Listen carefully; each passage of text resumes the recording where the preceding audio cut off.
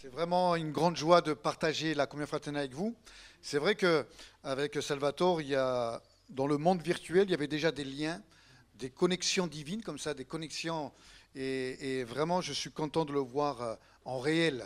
Après l'avoir connu dans le monde virtuel, je le vois en réel. Il existe vraiment. Je l'ai touché.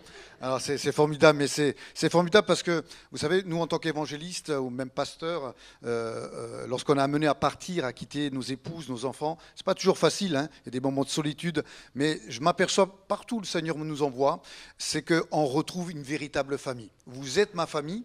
Hein, celui qui nous unit, c'est vraiment Jésus-Christ. Alors il y a vraiment un lien qui est très très fort, qui est déposé comme ça par le Seigneur, et on se réjouit. Je me suis vraiment réjoui ce soir, rien qu'en écoutant les louanges et l'adoration, je me suis dit, Seigneur, j'ai même pas envie de prêcher. Je suis tellement bien là dans ta présence. Voilà, j'ai fait à peu près depuis vendredi 1700 km en voiture, 3 réunions, des réunions de travail au CTS de 7h30 jusqu'à 20h. Voilà, physiquement, je suis épuisé, mais là, j'ai été vraiment ressourcé spirituellement. Voilà, je peux repartir ce soir. Je vais reprendre la route. Je vais arriver cette nuit, non pas en France, chez moi, mais chez mes parents qui habitent à la frontière luxembourgeoise. Et je reprendrai la route demain.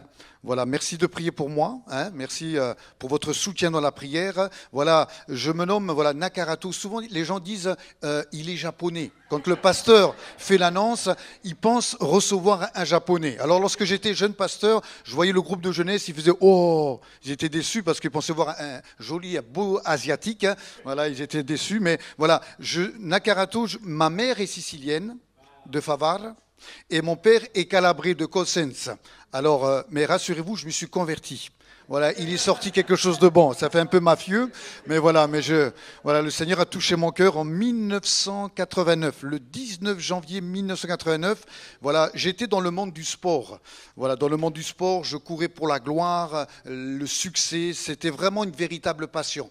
Le vélo, c'était toute ma vie. Voilà, je suis venu en 2014 en Belgique pour rendre mon témoignage pendant presque 10 jours. Je dois revenir en 2017 pour partager tout simplement mon expérience avec Jésus-Christ.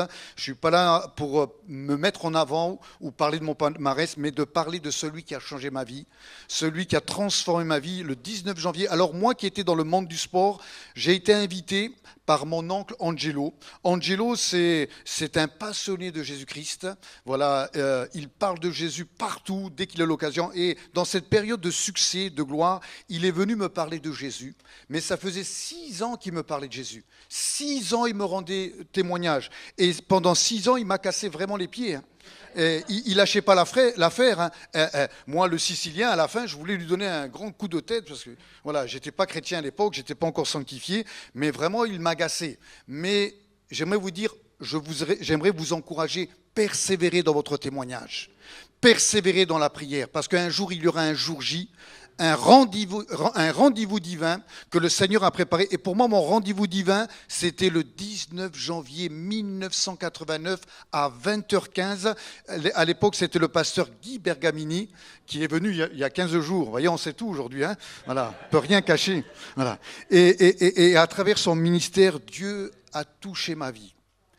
Le frère qui ne connaissait pas ma vie a pris une parole de l'Écriture et il va dire « Que sévrait-il un homme ?» de gagner le monde entier s'il perdait son âme. Il va dire à quoi ça sert si tu deviens champion du monde? Qu'est-ce que tu vas donner pour le salut de ton âme? Tu vas donner tes trophées? Tu vas donner tes coupes? Tu es perdu pour l'éternité. Ta destinée, c'est tout droit en enfer. Mais Jésus a payé le prix. Jésus, à la croix, il a remporté la plus belle des victoires. Et cette victoire, ce soir, il te la donne. Et ce soir-là, à l'âge de 19 ans, lorsqu'il a fait l'appel que celui qui veut donner sa vie à Jésus, qu'il vienne devant. Vous imaginez, c'est la première fois que je vais aller à la réunion, c'est la première fois que je mets les pieds dans une église, c'est la première fois que j'entends parler de Jésus. Et ce soir-là, j'ai traversé toute l'allée centrale et j'ai dit à Jésus, je te donne ma vie. C'est-à-dire, je te donne la première place de ma vie. Ça, c'est quelque chose, c'était impossible pour moi, parce que la passion prenait le dessus. Le sport était mon Dieu, le sport était mon idole, mais ce soir-là, l'amour de Jésus m'a conquis. Et j'ai donné ma vie à Jésus, j'ai ouvert la porte de mon cœur, et ce soir-là, le pasteur Guy Bergami a posé la main sur moi. Ce n'était pas la main d'un homme, mais ça a été la main de Dieu qui s'est posée sur moi, et j'ai été baptisé du Saint-Esprit. Et ce soir-là, j'ai démarré une nouvelle course. une course spirituelle. Et ça fait 27 ans que je suis engagé dans la plus belle des courses. Voilà, je sais que ma conversion, ça a été le départ, mais la plus belle des choses, c'est notre arrivée. Je sais qu'un jour, mon arrivée, c'est là-haut, dans le ciel. Je partagerai une éternité de bonheur, parce que la gloire, ici-bas, c'est éphémère. Ça passe. Mais avec Jésus-Christ, c'est une vie éternelle. Et ça, c'est la chose la plus importante. Voilà. Et ce soir, j'aimerais tout simplement vous parler de cette course spirituelle. Vous êtes engagés dans cette course spirituelle. Pour certains, peut-être ça fait 1 an, 6 mois, 30 ans, 50 ans. Mais le plus important, c'est vrai qu'il y a un départ, mais le plus important, c'est d'aller jusqu'au bout. C'est notre arrivée. Et malheureusement, je m'aperçois que, et ça je le dis avec tristesse, que parfois, il y a des personnes qui ont pris ce départ, mais qui aujourd'hui sont sorties de la course. On a tous l'exemple peut-être d'un fils, d'une fille, d'un ami, d'un frère, d'une sœur qui aujourd'hui ont abandonné la course. Loin de nous de les juger, mais de prier pour eux, dire Seigneur, s'il te plaît, dans ta grâce, dans ta miséricorde, ramène-les dans la course. Je veux croire que ce soir, le Seigneur est capable de donner un nouveau départ. Est-ce que vous le croyez ce soir? Dieu nous donne un nouveau départ. Alors parfois, dans cette course, ça peut arriver, ça peut m'arriver, il y a des moments de lassitude, il y a des moments de découragement. On se lève le matin, dit Seigneur, moi j'ai envie d'abandonner la course. Parfois nous sommes dans l'église, physiquement, mais dans notre cœur, on a abandonné la course. On a perdu notre relation avec Dieu, notre communion avec le Seigneur.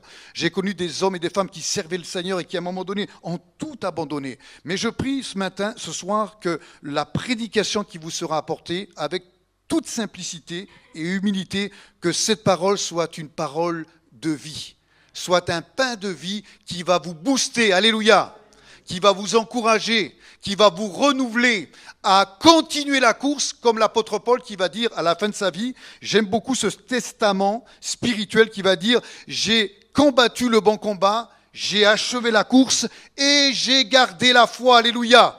Et ma prière, c'est que vous puissiez garder la foi jusqu'au bout, malgré les tempêtes de la vie, malgré l'opposition, malgré les moments de deuil, des moments très difficiles. Le Seigneur est celui qui veut nous renouveler. Alors, est-ce que je peux parler de mon livre ou après? Voilà. Alors, pourquoi je suis venu en Belgique? Non pas pour manger des frites. En plus, j'ai même pas eu l'occasion, j'ai même pas eu le temps de manger des frites. Voilà, il faut que je revienne. Et voilà, je suis venu parce que je suis le président d'une association, l'association Semer. Semer, c'est semer la parole d'espoir, semer cette parole de vie, semer vraiment le témoignage, de semer la vie de Jésus-Christ. Et depuis 3 ans, je suis investi sur le Tour de France. Dieu a de l'humour quand même, Moi qui étais coureur cycliste, voilà, aujourd'hui, 27 ans plus tard, j'aurais jamais imaginé ça, parce que pendant des années, j'ai coupé avec le milieu, parce que voilà, après avoir vécu des choses malsaines comme la drogue, le dopage, etc., la loi du plus fort, la haine, voilà, Dieu a permis pendant une dizaine d'années où je me suis complètement coupé avec le milieu. Je voulais plus entendre parler de ce milieu parce qu'il y avait vraiment une forte influence mauvaise, voilà, qui pouvait m'attirer loin de Dieu. Mais des années plus tard, Dieu m'a préparé, Dieu m'a dit maintenant je veux que tu retournes dans le milieu. Parce que dans le milieu du sport, il y a des hommes et des femmes qui sont perdus et qui ont besoin de rencontrer Jésus. Alors, dans le milieu sportif de haut niveau, vous ne rentrez pas avec votre grosse Bible comme ça. Voilà, Jésus t'aime, etc. Le milieu est tellement fermé. Voilà, Dieu nous demande aussi de la sagesse. Et en 2014, Dieu m'a mis à cœur vraiment, voilà, c'est quelque chose qui était loin de mes pensées, mais Dieu m'a dit, écris ton histoire, écris notre histoire. C'est notre histoire avec Dieu. Voilà, écris ton témoignage, ce qui s'est passé le 19 janvier 89, afin que ce témoignage puisse toucher des cœurs, que ce témoignage puisse vraiment faire connaître qui je suis. Et en 2014, j'ai écrit ce livre, « Comment je suis passé du cyclisme à l'évangile ». Voilà. Comment je suis passé du sport à la foi. Et béni soit Dieu, en 2014, j'ai pu accomplir toutes les étapes sur le Tour de France. Pendant 3 semaines, nous étions sur le Tour de France avec des équipiers. Vous avez vu lorsqu'il y a la caravane publicitaire ? Voilà, nous sommes avec 10, 15, 20 jeunes et nous sommes au contact des gens où on a un quiz sur le Tour de France et on leur dit, voilà, pour créer le contact, en quelle année le Tour de France a été créé? Ouais. Y a-t-il quelqu'un qui connaît? En quelle année? Alors, vous avez bien fait de venir ce soir. Au moins, vous allez apprendre ça. Voilà, le Tour de France a été créé en 1903. Vous voyez, c'est pour créer le contact. Et ensuite, on arrive à des questions spirituelles. Connaissez-vous la Bible? Connaissez-vous, voilà, Jésus d'une manière, voilà, est-ce que ce que Jésus a accompli il y a 2000 ans, voilà, et on s'aperçoit que les gens sont dans l'ignorance totale. Et ensuite, on offre à ces gens, voilà, on a préparé des évangiles personnalisés aux couleurs du Tour de France. Tu peux être vainqueur. Alors, quelle est cette victoire? Le livre des champions, voilà, il y a un contact qui se crée. Et ensuite, en tant qu'ancien coureur cycliste, nous invitons les gens à venir dans l'église locale de la ville. Maintenant, si le Tour de France passe ici, dans votre ville, ben le soir, on fait une conférence. Il y a un partenariat avec l'église locale et on invite tous ces gens à venir écouter mon témoignage. Comment je suis passé du cyclisme à l'évangile. Et voilà, pendant 3 semaines, nous sommes là à semer la parole de vie. Et voilà, alors merci de prier pour nous. Voilà pourquoi ce livre a été écrit. Voilà, pour donner la possibilité à des hommes et des femmes d'entendre parler de Jésus. Voilà, c'est des outils d'évangélisation. Également, un DVD est sorti. Voilà, mon témoignage a été filmé par un journaliste. Voilà, et en plus, je crois que c'était en Belgique, à Liège. Voilà, par un journaliste de Belgique qui a filmé mon témoignage lors d'une conférence. Voilà, c'est des outils tout simples, hein. Voilà, vous ouvrez ça, la personne dans sa salle à manger, elle peut écouter l'évangile. Également, voilà, un outil très simple. Il y a aussi mon témoignage en CD et en DVD dans un poste de radio. Également, j'ai fait un séminaire il y a quelque temps de ça sur la dépression nerveuse. La dépression nerveuse, combien c'est le mal du siècle et combien il y a autour de nous peut-être des membres de nos familles, dans notre entourage, nos collègues de travail qui sont atteints de ce mal. Voilà, également, voilà, il me reste quelques CD sur la dépression nerveuse et je parle aussi de mon petit frère Roberto qui s'est engagé l'an dernier à l'Évangile, qui a été délivré de la dépression nerveuse. Alors, tous ces profits, tout ce que, si vous avez à cœur d'acheter quelque chose, voilà, sont réinvestis dans l'association Semer. Voilà, vous pouvez nous soutenir. J'ai parcouru en 2014 5000 km en voiture, voilà, d'étape en étape. Alors merci pour votre soutien, merci pour votre générosité. Voilà, j'aurai l'occasion de rendre témoignage certainement l'an prochain ici. Voilà, également, je termine par ça. Voilà, ça c'était le côté publicitaire.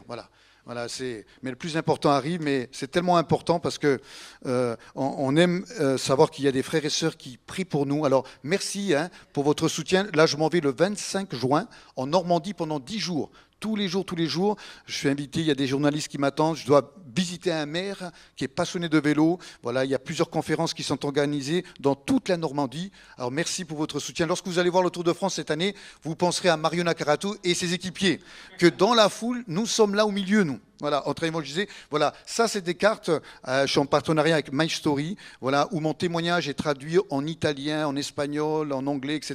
Il n'y a pas que des Français sur le Tour de France. Voilà, les gens se connectent directement avec leur iPhone, voilà, sur mon témoignage. Ça c'est des cartes qui sont, voilà, c'est cadeau, c'est gratuit. Vous pouvez en prendre, il y en a une centaine, et vous pouvez distribuer ces cartes à votre entourage pour qu'ils puissent écouter l'évangile.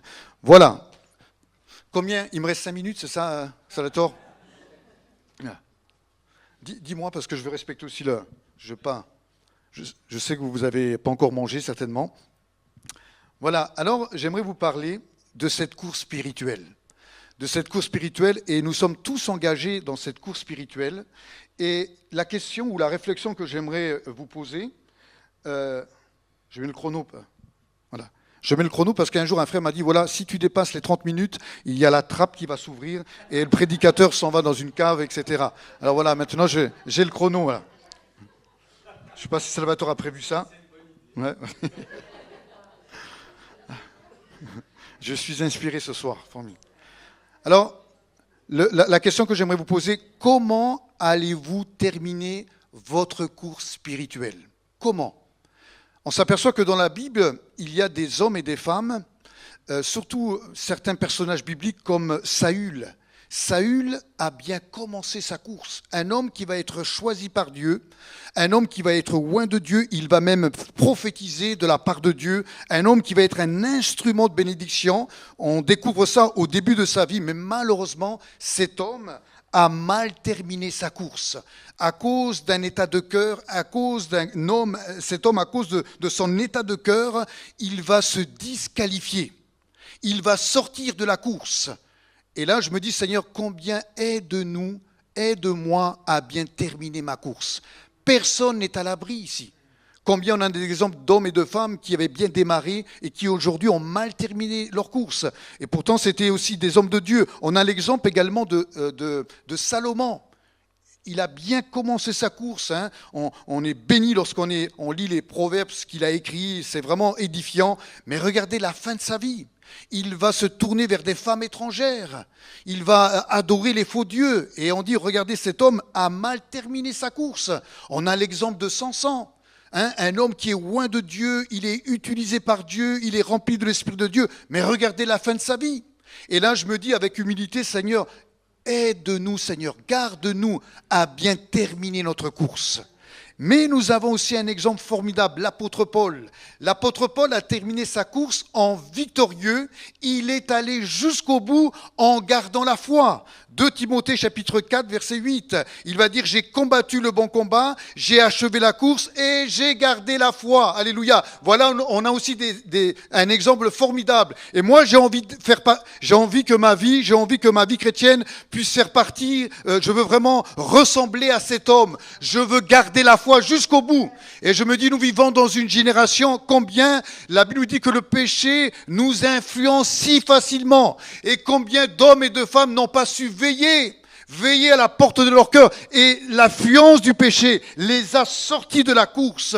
Et j'aimerais vraiment vous exhorter de la part du Seigneur à dire, Seigneur, oui Seigneur, renouvelle-moi Seigneur, encourage-moi, fortifie ma foi afin que je puisse garder la foi jusqu'au bout. Alors j'aimerais lire avec vous 2 passages de les Écritures. Je vous invite à faire 2 lectures afin d'en tirer quelques réflexions utiles pour progresser dans notre vie chrétienne. Est-ce que c'est votre désir ? Hein, moi, j'ai envie de progresser, j'ai envie de grandir avec le Seigneur, j'ai envie que ma communion puisse grandir avec lui, j'ai envie que ma foi également puisse faire des progrès et des pas de géants. Alors, l'apôtre Paul, j'aime beaucoup ce personnage. Il va observer les athlètes et il va en faire un parallèle spirituel. Et il va parler que le chrétien est un athlète spirituel. Dites à votre voisin, tu es un athlète formidable. Vous êtes des athlètes spirituels, hein?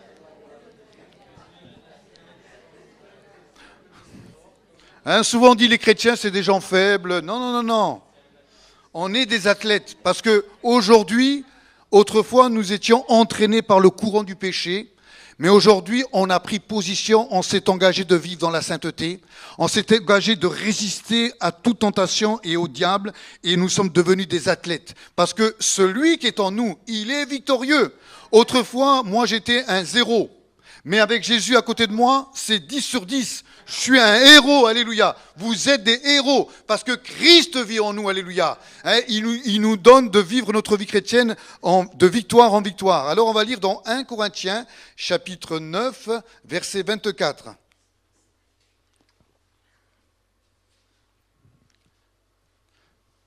Ne savez-vous pas que ceux qui courent dans le stade courent tous, mais qu'un seul remporte le prix? Courez de manière à le remporter. Tous ceux qui commettent... Voilà, on va s'arrêter là. Et on va lire une deuxième lecture dans Galates, chapitre 5, versets 7 à 8, où l'apôtre Paul nous présente une église qui avait bien démarré, il y avait eu un bel élan de foi, il y avait eu ce départ de l'engagement, et malheureusement, ces chrétiens vont se laisser arrêter, influencer dans leur course spirituelle. Et ça nous montre, voilà, que c'est une réalité, que cette église et ces chrétiens ont été complètement stoppés. Il va dire, vous couriez bien, hein, c'est le père spirituel qui parle à ses enfants, vous couriez bien. Qui vous a arrêté? pour vous empêcher d'obéir à la vérité. Et il va le dire au verset 8, cette influence ne vient pas de celui qui vous appelle, c'est-à-dire de Dieu. Alors on va se remettre un peu dans le contexte. L'apôtre Paul va s'inspirer des jeux grecs, des jeux sportifs qui se pratiquaient à l'époque pour écrire ce passage que nous avons lu tout à l'heure. Cet événement avait lieu tous les 2 ans à 15 km de Corinthe. C'était l'événement sportif de l'année, l'équivalent des Jeux Olympiques d'aujourd'hui. C'était pas rien. Regardez là, on parle de l'Euro, on parle des Jeux Olympiques. C'était un événement très très très important à l'époque. Et la compétition était rude. Chaque participant pratiquer l'épreuve de manière à remporter la course. Lorsque j'étais coureur cycliste, lorsque je prenais un départ, c'était pas pour dire je vais essayer de faire deuxième. Non. C'était pour essayer de remporter la victoire. Et l'histoire nous dit qu'au vainqueur, il était attribué une couronne de laurier sauvage. Vous allez me dire, c'est pas terrible, couronne de laurier sauvage, mais ça va plus loin. Le vainqueur, il était exonéré d'impôts à vie. Là, je vous sens motivé pour courir. Là, je sens Salvatore qui est motivé à reprendre la course. Et il recevait également une instruction gratuite à une de leurs universités. Et l'apôtre Paul, dans la lettre qu'il va écrire aux chrétiens de Galate, il va s'inspirer des jeux grecs qu'il avait vus de ses propres yeux. Et il va comparer la vie chrétienne à une course à pied. Et Paul nous donne aussi cette image que le chrétien est un athlète spirituel. Et vous savez, l'athlète doit, pour se maintenir en forme, il doit pratiquer de l'exercice. Il doit avoir une discipline de vie, d'hygiène de vie, voilà. Il n'arrive pas pendant la course comme ça, sans entraînement, en fumant, sans manger sainement. Voilà, il y a un exercice. Voilà, il va se muscler, il va se préparer, il va développer son endurance pour devenir vraiment un athlète qui va supporter la résistance. Il en est de même dans la vie chrétienne. Voilà, nous devons muscler notre foi. Et pour ça, Dieu nous a donné sa parole. La parole de Dieu, elle est vivante. C'est pour ça que notre foi, elle peut progresser et grandir et se fortifier. Le Seigneur nous a donné son esprit pour que nous soyons vraiment forts spirituellement. Il nous a donné aussi sa parole qui nous sanctifie, qui nous purifie, afin que nous soyons des athlètes de haut niveau pour le Seigneur. Moi, le jour où Jésus a touché ma vie, je me dis, Seigneur, je veux être un champion pour Dieu. Il n'y a pas d'orgueil dans tout ça, mais être un champion pour Jésus, être un vainqueur pour Jésus, être un athlète pour le Seigneur. Autrefois, ma vie, elle était livrée pour le monde, mais aujourd'hui, je veux livrer ma vie pour mon Seigneur, Jésus-Christ. Je veux courir pour lui avec passion dans le nom de Jésus-Christ. Et l'auteur de l'Épître aux Hébreux nous dit au chapitre 12, verset 1er, « Nous donc aussi, puisque nous sommes environnés d'une si grande nuée de témoins rejetant tout fardeau. » Et parfois, j'aimerais vous dire que dans la course, il y a des fardeaux qui nous freinent. Ici, voilà, il n'est pas question de péché. Parfois, c'est pas toujours le péché qui est responsable, mais parfois, lorsque j'étais coureur cycliste, l'hiver, nous étions en préparation physique et l'éducateur, l'entraîneur, nous mettait des poids ici, là, aux jambes, là. Vous savez, c'était attaché avec des scratchs et on devait courir avec ces poids de 5 ou 10 kilos. Mais c'était dur à courir, Voilà, la course était parce qu'on était alourdi par des poids. Et lorsqu'on enlevait les poids, on s'envolait après, Voilà. Mais parfois dans la vie chrétienne, il y a des choses qui nous freinent. Il y a des fardeaux. Il y a des choses, des situations qui nous écrasent. Et on essaye de porter nos fardeaux et à un moment donné, on va s'écrouler. Si je vous mets un sac de 50 kilos sur le dos, on ne va pas courir longtemps, on va s'écrouler, on va s'épuiser. Mais qu'est-ce que nous dit la Bible et notre Jésus ? Vous tous qui êtes fatigués, venez à moi. Déchargez-vous sur moi. Ça, c'est quelque chose qui s'apprend. C'est pas facile de dire oui, Seigneur, tu vois mon fardeau, voilà, je te le dépose. Je te le mets au pied de la croix. Voilà ce que le Seigneur veut faire ce soir. Je ne connais pas votre vie. Je n'ai pas demandé au pasteur Salvatore, raconte-moi un peu la vie des gens, etc., pour que ma prédication puisse faire mouche. Non. Je vais laisser toute la liberté au Saint-Esprit de parler, d'agir. Peut-être que vous êtes venus dans ce lieu avec des fardeaux, avec des inquiétudes. Vous vivez peut-être une situation qui vous emprisonne, qui vous alourdit et qui vous êtes peut-être comme arrêté dans votre course spirituelle. Ça peut arriver. Ça peut arriver que parfois il y a des fardeaux qui nous écrasent. Vous savez, lorsque vous avez perdu un être cher, c'est pas facile. On dit, Seigneur, pourquoi? Je ne comprends pas, il y a de l'incompréhension.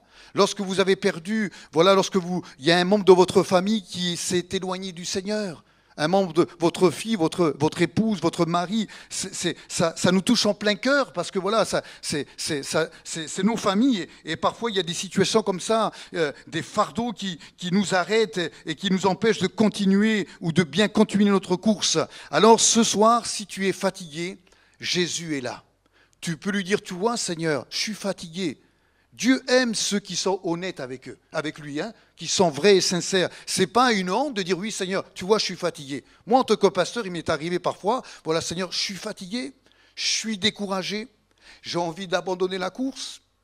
Hein, je peux pas. Plusieurs fois, il m'est arrivé dans mon ministère, voilà, parce qu'il y a cet encouragement de l'appel de Dieu, mais il y a aussi un ennemi qui, lui, fera tout pour nous arrêter. Et parfois, il va se servir de situations. Et parfois, il va se servir des gens de l'extérieur pour nous arrêter. Mais ce qui fait plus mal, c'est lorsque l'ennemi se sert des gens de l'intérieur. Il y a des paroles parfois qui sont comme des épées, comme un poignard et qui nous blessent. J'ai connu des chrétiens qui ont été empoisonnés, qui ont été meurtris parce qu'il y a des paroles blessantes. Et parfois, on peut être confronté avec... Voilà. Hein. Il y a aussi des frères et sœurs qui nous encouragent, alléluia, qui sont pour nous des exhortations, mais parfois ça peut arriver. Non pas que ces personnes sont possédées, mais parfois il y a la chair. On a l'Esprit de Dieu, mais malheureusement, cette chair est toujours là. Et malheureusement, lorsque la chair n'est pas crucifiée, elle fait beaucoup de tort. Elle sème beaucoup de troubles. Mais j'aimerais te dire que ce soir, Jésus est là. Jésus vient jusqu'à toi dans toute sa tendresse et dans son amour. Le bon berger, il n'est pas là pour nous écraser, nous humilier, mais il est là pour nous prendre dans ses bras d'amour. Il est là pour nous aider à... Lorsque Jésus nous prend contre son cœur, il nous aide à traverser les épreuves de la vie. Il nous met en sécurité et le bon berger, il est là au milieu de nous pour t'encourager et te fortifier. Il nous est dit, et le péché qui nous enveloppe si facilement. Eh oui, combien malheureusement, j'ai en mémoire des hommes et des femmes qui un jour se sont laissés influencer à nouveau par le péché. Le péché les a sortis de la course spirituelle, les a disqualifiés. Voilà, parfois il y a autour de nous des mauvaises influences. J'aime beaucoup ce moyen Internet. Il y a des bonnes choses, il y a de bonnes prédications. Hein. Voilà, j'ai été un des premiers, comme le frère le disait. J'aime beaucoup ce site. Comme c'est le nom du site? Ouais, alors partout où je vais, je vois... regarde. Elle est là. J'ai ta carte de visite du site là dans mon portefeuille. Voilà. Et j'en fais de la publicité. Voilà, je suis allé dans une librairie chrétienne, j'ai vu la petite carte. Je suis allé dimanche matin chez Jean Le Cire, j'ai vu la petite carte. Je vais sur Internet, je vois l'adresse. Mais c'est des bons messages d'édification et auxquels on ne veut pas se priver. Mais parfois sur Internet, il y a du bon, mais aussi du mauvais. J'ai rencontré des chrétiens qui se sont laissés influencer par toutes sortes de fausses doctrines, où le gars se proclamait prophète, apôtre, et voilà, lorsque vous écoutez ces messages, c'est des messages qui vous éloignent vraiment de la croix et de Jésus-Christ. Nous, notre fondement solide, c'est la parole de Dieu, alléluia. C'est la parole de Dieu, et combien malheureusement certains se sont laissés influencer par toutes sortes de fausses doctrines. Et peut-être que parfois, j'ai vu des chrétiens, malheureusement, qui se sont laissés influencer. Voilà, peut-être dans une relation. Je me rappelle de cette jeune fille qui voulait fonder un foyer, qui voulait se marier. Il n'y a rien de mal. Mais malheureusement, cette jeune fille a rencontré un jeune garçon qui, lui, ne connaissait pas Dieu, qui, lui, n'avait pas la foi. Et malheureusement, cette mauvaise influence a entraîné la jeune fille loin de Dieu. Et moi, j'aimerais vous dire que Dieu ne nous donnera jamais quelqu'un qui va nous éloigner de Dieu. Dieu a un plan pour nous. Moi, je bénis Dieu le jour où j'ai dit, Seigneur, pour ma vie sentimentale, je vais te faire confiance. Alors moi, je vivais dans l'Est de la France.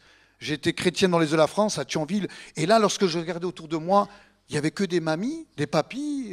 J'ai dit, Seigneur, il n'y a pas de jeunesse. J'ai dit, ça y est, je me voyais célibataire, 21 ans, 22 ans, Seigneur, je vais rester seul. Et là, il y avait parfois la tentation. Le diable me disait, retourne dans le monde, regarde là-bas, tu avais le choix avec les jeunes filles. J'ai dit, non, non, Seigneur, je vais te faire confiance. Je veux que tu me donnes une jeune fille qui t'aime, une jeune fille qui va te servir, une jeune fille qui a la foi. Seigneur, voilà. Et le Seigneur, voilà, je suis arrivé dans le sud de la France, à 1000 kilomètres de chez moi.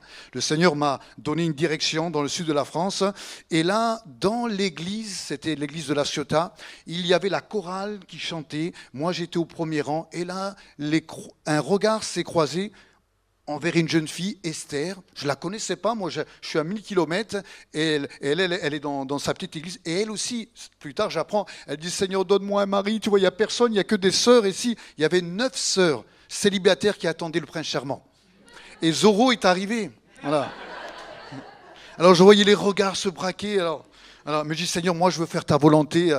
Et là, vraiment, le Seigneur a déposé des convictions dans mon cœur et dans le cœur de mon épouse. Mon épouse priait depuis...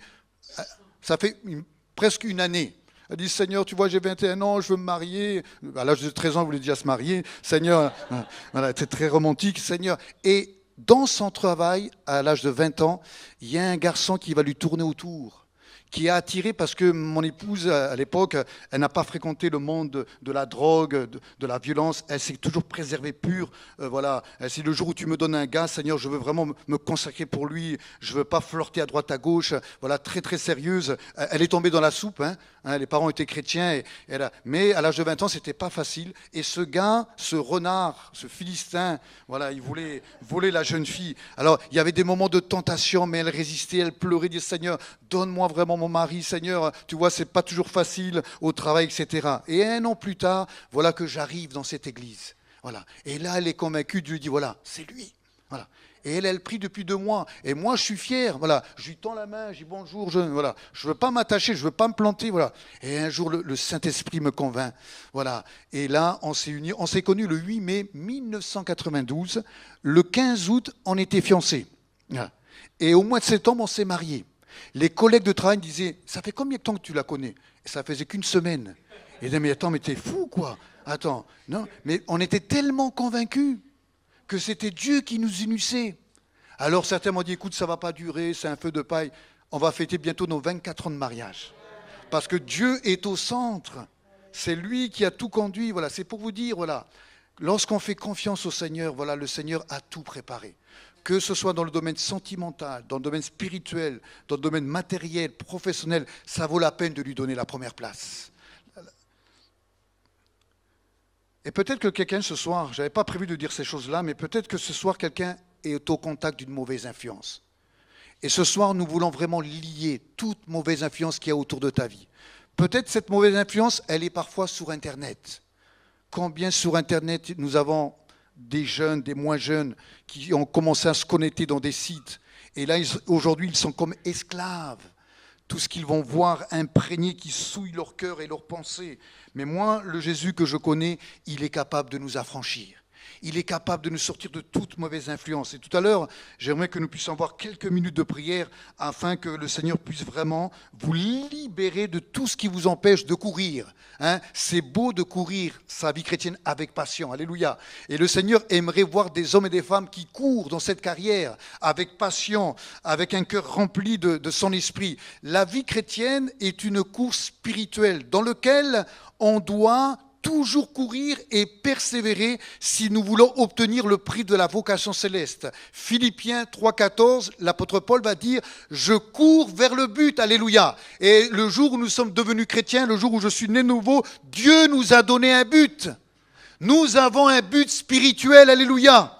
Et le jour où j'ai su que Dieu m'avait donné ce but, et le but que Dieu nous a donné, c'est le ciel, c'est l'éternité.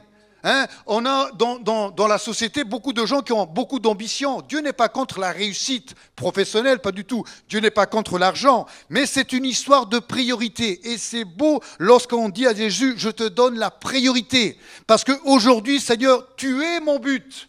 Tu es ma raison de vivre. Et merci Seigneur, parce que nous devons avoir les yeux fixés sur ce but spirituel. Combien il y a dans ce monde, dans cette société, des jeunes et des moins jeunes qui n'ont aucun but. Et c'est triste de vivre une vie sans but, sans objectif. Certains vont mettre fin à leur jour parce qu'il n'y a pas de but. Mais nous, depuis que nous sommes chrétiens, nous avons des buts. Un but, c'est un jour où le Seigneur dira, tu vois mon frère, ma sœur, mon fils, ma fille, parce que tu as été fidèle, parce que tu as résisté, parce que tu t'es gardé dans la sainteté, dans la pureté, parce que tu m'as suivi jusqu'au bout et que tu as gardé la foi, alors maintenant, entre dans ma gloire.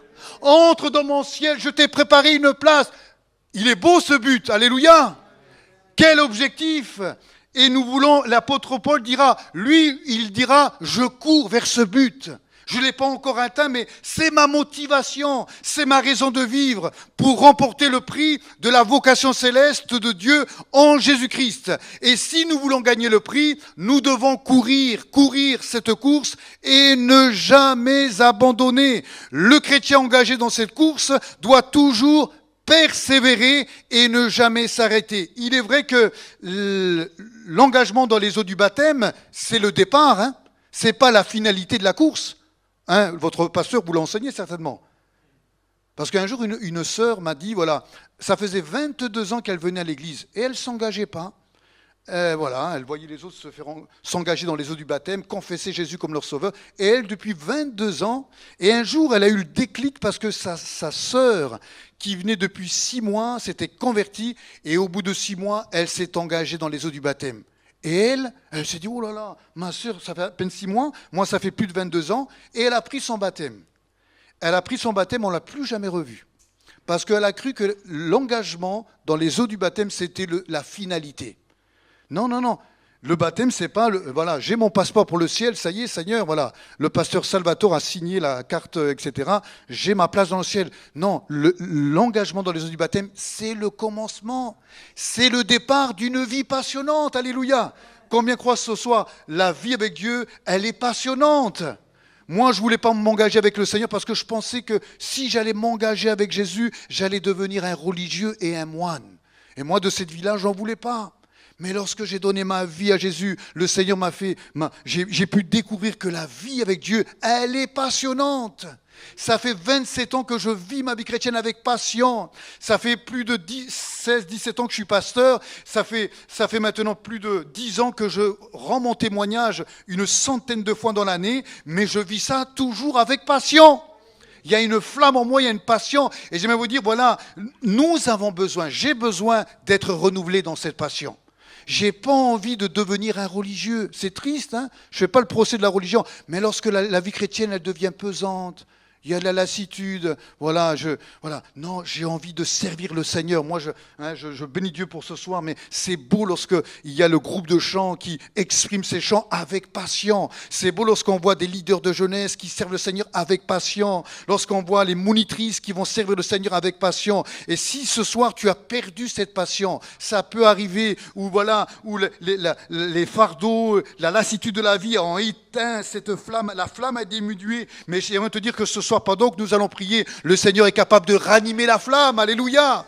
Il est capable de renouveler afin que tu puisses continuer la course avec passion. La conversion, c'est le départ de la vie chrétienne. Le chrétien a besoin de développer cette endurance spirituelle. La vie du chrétien, c'est un marathon. La course, elle est très très longue et ça demande de l'endurance. Ça demande de développer cette endurance spirituelle. La vie chrétienne, c'est pas simplement un sprint de 100 mètres. Mais parfois, je me suis réjoui, j'ai travaillé avec un pasteur qui avait 65 ans de ministère, Moïse Lormier. Voilà, il est décédé à 92-93 ans. C'était vraiment, sa vie chrétienne, c'était un long marathon. Vous voyez, et combien il faut développer de l'endurance. Et dans sa vie, ça n'a pas été facile. À 40 ans, il va perdre son épouse avec 4 enfants. Et elle va dire que souvent, il descendait dans la cave et il pleurait. Il dit, Seigneur, je ne comprends pas. Pourquoi tu m'as enlevé mon épouse? Je suis seul maintenant avec mes 4 enfants. Et là, il va dire, il y a des matins, il se levait, il avait la pensée de tout abandonner. Le service, le ministère. Voilà, hein, on n'est pas des surhommes. Voilà. Mais Dieu, tout le long de sa course, Dieu l'a fortifié. Dieu l'a renouvelé. Ensuite, Dieu lui a donné une épouse formidable. Il a refait sa vie. Il a poursuivi le ministère. Il a eu à nouveau 4 enfants, une belle famille de 8 enfants. Et il a servi le Seigneur jusqu'à 93 ans. Lui qui voulait abandonner la course. Vous voyez, Dieu est fidèle. Même dans les pires moments de notre vie, lui, il ne nous lâche pas la main. Les hommes nous lâchent la main. Les hommes nous tournent le dos, nous trahissent. Mais notre Seigneur, il est toujours avec nous. Même dans le creuset, dans la fosse, il est capable de nous relever pour nous dire, oh, qu'est-ce que tu fais là? Continue la course, continue ton chemin, parce que la bénédiction, elle est au bout de la course. Alors que Dieu nous aide, que Dieu m'aide à développer cette endurance spirituelle. Le plus important, c'est l'arrivée céleste, dans la gloire du Seigneur, dans la gloire de Dieu. Notre ligne d'arrivée, c'est le ciel. J'en ai franchi des lignes d'arrivée. Voilà. Je ne sais plus, 100, 200, 500, je ne sais plus, mais la plus belle. Alors c'est vrai que lorsque je levais les bras vers le ciel comme signe de victoire, il y a une émotion, voilà. On ne peut pas expliquer, c'est fort parce qu'il y a des années de travail, des heures d'entraînement, et lorsqu'on gagne une course, lorsque je gagnais une course, j'étais pris d'émotion. Mais cette joie, elle était éphémère. Hein, j'ai mon témoignage en DVD, vous pourrez découvrir ou offrir combien cette joie, elle est éphémère. Il y avait un vide dans mon cœur. Terrible. Mais le jour où j'ai donné ma vie à Jésus, ce vide a été comblé par la présence du Seigneur. Et pour moi, aujourd'hui, le plus important, c'est la ligne d'arrivée qui est le ciel. Ça, c'est le plus important. Ça, c'est une arrivée vraiment que j'ai envie de franchir et d'aller jusqu'au bout. Et le Seigneur est celui qui va nous aider, qui veut t'aider à franchir cette ligne d'arrivée qui est le ciel. Dans les épreuves, ça peut arriver, je garde les yeux fixés sur Jésus. Le chrétien doit garder tout le long de son parcours les yeux fixés sur cet objectif, d'entrer un jour dans la gloire de Dieu.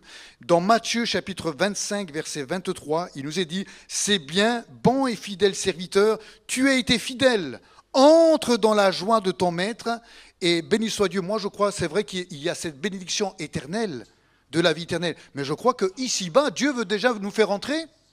Hein, vous voyez, moi, il m'a donné la meilleure des épouses, la plus belle des épouses, Esther. Hein, désolé, Salvatore, c'est moi qui l'ai eue. Voilà. Oui, Seigneur. Et c'est vrai, moi, j'aurais jamais pu exercer mon ministère si j'avais pas. Souvent, on voit que le mari, hein, le mari qui fait des choses, et les gens disent, oh, c'est formidable ton ministère. Mais je crois qu'il n'y a pas de ministère béni s'il n'y a pas une femme qui est là derrière et qui soutient. Voilà. C'est très important. Priez pour les épouses de serviteurs. Voilà. Priez pour ceux qui servent le Seigneur. Voilà. Ils sont vraiment des soutiens, des Hur et des Harans. Soyez des Hur et des Harans pour ceux qui font chanter, qui servent le Seigneur ici dans cette église. Je me réjouis pour tous les services, mais c'est tellement important parce que je me suis aperçu que parfois, ceux qui vont servir le Seigneur, parfois, ils vont rencontrer de la lassitude, de la fatigue morale, spirituelle.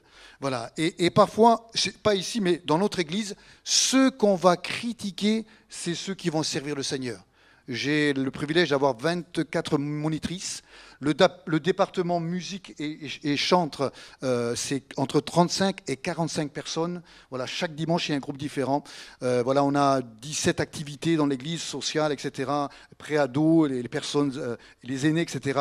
Et je me suis aperçu, ceux qu'on va critiquer, c'est ceux qui sont assis. Et ils vont critiquer, ils vont envoyer des flèches à ceux qui servent le Seigneur. Et à un moment donné, quand on fait nos réunions de responsables, il dit, voilà, pasteur, moi je suis découragé. Hein. On m'a dit ça c'est pas bien, j'aurais pu faire mieux, nanana. Voilà. C'est décourageant pour eux. Hein. Ils ont besoin, non pas de nos critiques, mais ils ont besoin de notre soutien. Moi, je suis dans l'admiration de voir les monos, elles travaillent toute la semaine. J'ai à peu près une vingtaine de professeurs à l'église, 3 directrices, et elles consacrent leur temps, elles ont leur boulot. Et le week-end, elles préparent les leçons. Elle prie pour que nos enfants soient enseignés. Alors, je dis merci Seigneur, parce que pendant que moi je prêche, à l'étage, il y a 60 enfants qui sont enseignés. Prions pour nos moniteurs, nos monitrices. Prions pour ceux qui font chanter, pour la chorale. Quelle bénédiction. Hein. Nous, ils sont là pour vous entraîner dans l'adoration. Ils sont là vraiment pour que vous soyez bénis. Alléluia. Hein, ils ne sont pas là pour se produire.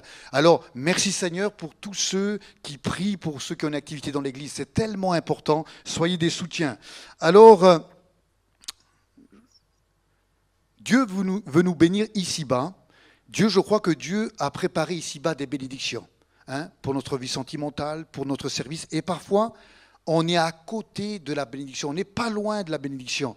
Et l'ennemi fait tout pour nous détourner. Combien il y a des personnes qui ont perdu. Dieu avait un plan pour eux. Dieu avait des ministères, des talents. Dieu voulait vraiment les engager dans une vie de bénédiction. Et à cause du découragement, ils se sont laissés arrêter. Et peut-être qu'il y a quelqu'un ce soir, vous êtes à la porte de la bénédiction, à la porte d'une destinée que le Seigneur a préparée pour vous, et l'ennemi essaie de vous arrêter. Je peux vous raconter des tonnes d'histoires où l'ennemi, j'étais vraiment à la porte de la bénédiction pour ma vie, pour mon ministère, et combien l'ennemi a voulu me détourner. Je bénis Dieu de ce que dans ces moments-là, Dieu m'a donné la force de dire oui, je continue, je persévère, et j'ai pu entrer dans sa bénédiction. Je sais qu'il y a encore d'autres bénédictions, mais j'aimerais vous dire, ici-bas, Dieu a préparé des bénédictions. Continue, ça vaut la peine. Parce que combien il y a des hommes et des femmes, des chrétiens qui se sont laissés arrêter et qui aujourd'hui sont malheureux et malheureuses. Vous voyez, ils étaient à la porte. Mais moi, je crois que le Seigneur ce soir veut vous encourager. Moi, je vais partir, mais je suis convaincu que si ce soir vous prenez cette décision, dire Seigneur, moi je continue, dans quelques temps vous allez rendre témoignage. Le Seigneur vous a fait entrer dans cette bénédiction qu'il avait préparée d'avance, dans le nom de Jésus. Et j'avais tellement de choses à dire, mais je vais m'arrêter là. Dans Romains chapitre 8, verset 18, « J'estime que les souffrances du temps présent ne sauraient être comparées à la gloire à venir qui sera révélée pour nous. » Voyez, l'apôtre Paul dira, « Le meilleur est devant nous. Là-haut, dans le ciel, il n'y aura plus de deuil. Il n'y aura plus d'épreuves. Il n'y aura plus d'impôts à payer. » Vous ne payez pas d'impôts, apparemment. Ouais. J'ai cru avoir des alléluia. Vous voyez, on sera avec le Seigneur pour l'éternité. Une éternité de bonheur. Et ça doit nous encourager, dire au Seigneur, moi je continue. Mais au bout de ma route, il y a le salut de mon âme également.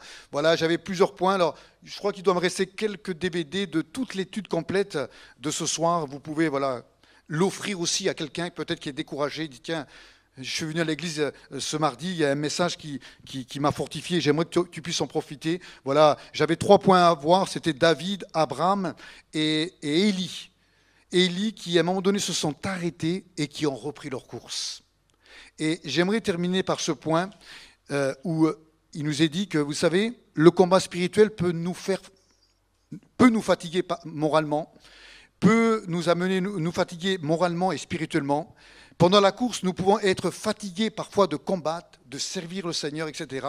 Mais dans 1 Roi, chapitre 19, il nous est dit « Élie est un homme de foi, mais il est arrêté par la crainte. Il veut même mourir. Il est dans un état de dépression. Mais béni soit Dieu, car il va repartir après avoir mangé de la nourriture que Dieu lui a préparée. Il va lui préparer un bon gâteau rempli de vitamines et d'énergie. Et Dieu lui dit, lève-toi et mange et bois, car le chemin est trop lent. Et Élie va se remettre en marche, et il va reprendre sa course, et il va marcher pendant 40 jours et 40 nuits. Quelle alimentation! Là, c'est mieux que le dopage. Ça, c'est un aliment spirituel qui a boosté Élie et il a repris sa course. Et j'aimerais vous dire que le Seigneur est celui qui est capable de nous donner un nouveau départ. Et j'aimerais vraiment vous laisser ce verset sur votre cœur. Il nous est dit, je ne le retrouve plus, mais c'est ce verset qui nous dit que celui qui se confie en l'Éternel renouvelle ses forces. Et l'invitation que j'aimerais vous adresser ce soir, c'est confiez-vous à Dieu. Non pas à un homme, non pas un pasteur, mais que celui qui se confie en l'Éternel, il sera renouvelé. Confie-toi à Dieu. Dire Seigneur, je te confie mon fardeau, je te confie mon problème, je te confie ma situation, je te confie cette influence qui m'arrête, je te confie mon péché au pied de la croix. Mais Seigneur, oui, je crois que ce soir, je vais repartir de ce lieu en étant renouvelé. Dieu est celui qui veut nous donner un temps de rafraîchissement. J'aimerais passer un diaporama, quelques minutes, et on va terminer. Voilà, qui connaît Florence Chadoui? Vous la connaissez, cette femme? Voilà, vous avez bien fait de venir ce soir, vous allez au moins apprendre ça. Voilà, Florence est née le 9 novembre 1918. Voilà, Santiago aux États-Unis. C'était une nageuse de compétition américaine. Elle fut la première femme à avoir traversé la Manche dans les deux sens. Voilà, les hommes, vous n'avez plus le droit de critiquer les femmes. Voilà, c'est une femme qui l'a fait. Voilà, elle a battu ce record. Et un jour, elle va se lancer un nouveau objectif. Le 4 juillet 1952, à l'âge de 34 ans, Florence décida d'être la première femme à rejoindre à la nage la côte de Californie depuis l'île de Catalina. On va passer la diapo numéro 2. Voilà, c'est elle là, qui nage, qui va nager des heures et des heures pour atteindre cet objectif qu'elle s'était fixé. Bien sûr, ici, c'est un objectif sportif. Et le but de cette femme était d'atteindre le rivage après des heures et des heures de nage. Elle avait déjà battu des records de nage en traversant la Manche. en 15h55 plus tard, après qu'elle ait déclaré forfait, on la hissa dans un manteau dans lequel sa mère l'attendait, prête à la réchauffer car elle était transie de froid. Et quand les journalistes lui demandèrent pourquoi elle avait abandonné si près du but, elle était à 1 kilomètre. Vous imaginez, elle avait parcouru 33 kilomètres et à 1 kilomètre du but, elle va abandonner. Ça paraît stupide, mais regardez pourquoi elle va abandonner. Parce qu'elle ne voyait pas son objectif et le but. Voilà, il y avait du brouillard. Voilà, si le brouillard n'était pas là, elle aurait vu le rivage. Elle aurait été certainement motivée à continuer. Il lui restait qu'1 kilomètre. Et elle déclara que le brouillard l'empêcha de voir la Californie. Et elle s'est découragée et elle a abandonné la course. Voilà, je crois qu'il y a une... Voilà. Et j'aimerais vous dire, pour terminer, peut-être que dans votre vie, vous êtes dans un brouillard. Le brouillard qui vous empêche d'avoir les yeux fixés sur Jésus, d'avoir les yeux fixés sur la croix. Peut-être que ce brouillard vous détourne de cet objectif, ça peut arriver. Peut-être que, souvenez-vous, lorsque vous étiez au début de votre vie chrétienne, il y avait une joie, il y avait une reconnaissance parce que Jésus vous avait sauvé, votre âme était pardonnée, Jésus avait pardonné, il y avait un enthousiasme. Mais aujourd'hui, cette flamme a diminué, les épreuves de la vie est venue te frapper et il y a un découragement. Mais j'aimerais vous dire, je ne sais pas s'il y a beaucoup de brouillard dans votre région. J'ai grandi dans l'Est de la France, mais j'ai remarqué que derrière le brouillard, qu'est-ce qui se cache derrière le brouillard? Le soleil. Il y a le soleil qui va percer. Et j'aimerais vous dire que derrière votre brouillard, il y a le soleil de justice. Il y a Jésus, alléluia. Même si je ne le vois pas, il est présent. Je peux le toucher par la foi. Il est là, il ne m'abandonne pas, le Seigneur. Et j'aimerais vraiment faire cet appel que celui qui se confie en l'Éternel renouvelle ses forces. Est-ce qu'on peut fermer un instant les yeux? J'aimerais avoir un petit moment, le temps nous manque, mais je crois que ces 2-3 minutes peuvent changer beaucoup de choses ce soir. Seigneur, je te remercie, Seigneur, pour ces moments. Merci pour mon frère, parce qu'il m'a donné la liberté d'exprimer ce que tu avais mis sur mon cœur. Seigneur, toi tu connais les cœurs. Tu connais ceux qui se cachent peut-être derrière une carapace. Et peut-être que derrière cette carapace, il y a des cicatrices. Derrière ta carapace, il y a des souffrances, il y a des larmes. Mais j'aimerais te dire que derrière ta carapace, Jésus pose un regard. Le regard d'amour, le regard de miséricorde ce soir de Jésus, elle perce la carapace. Jésus veut briser ta carapace. Tu es peut-être arrêté par des fardeaux, par des inquiétudes. Tu verses des larmes depuis un certain temps. Il y a un certain temps, tu t'es dit, à quoi ça sert de continuer? Je suis fatigué, je suis découragé. Le Seigneur n'est pas là pour vous décourager, il n'est pas là pour vous juger, mais le Seigneur est là pour vous renouveler ce soir. Il est là pour vous fortifier, il est là pour vous donner un nouveau départ. Que celui qui se confie en l'Éternel renouvelle ses forces.